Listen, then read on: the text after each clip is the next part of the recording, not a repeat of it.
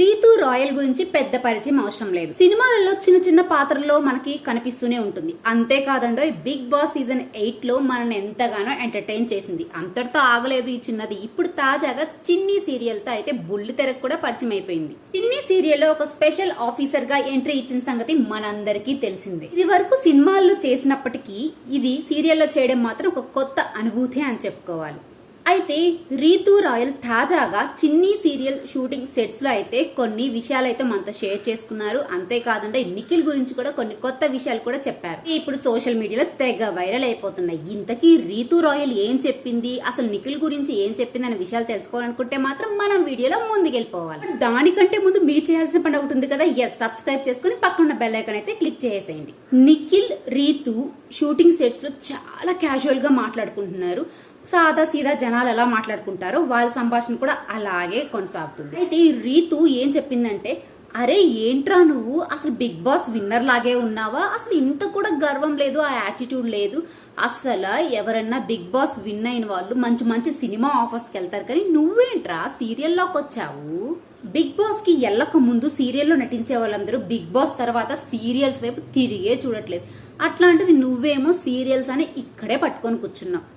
అయినా కానీ సీరియల్లో నటించడం అంత తేలిక కాదురో, నేను సినిమాలో నటించినప్పటికీ ఎన్ని టేక్స్ తీసుకోవాల్సి వస్తుందో అసలు అని చెప్పుకొచ్చారు.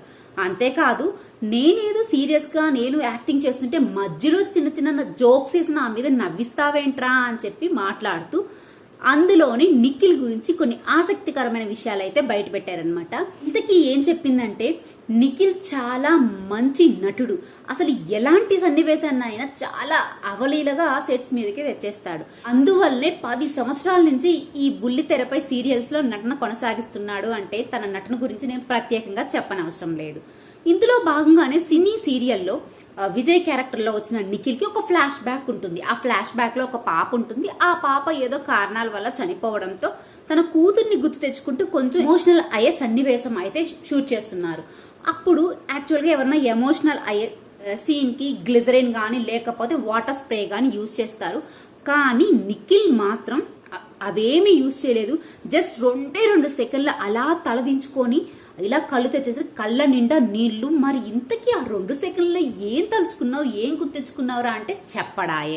అయితే మాత్రం మరి ఏం గుర్తెచ్చుకున్నాడో ఏం ఆలోచించాడో గానీ అవలీలగా కళ్ళ నిండా నీళ్ళైతే వచ్చేసాయి. ఆ ఎమోషనల్ సీన్ అయితే అట్టే పండించాడనే చెప్పుకోవాలి.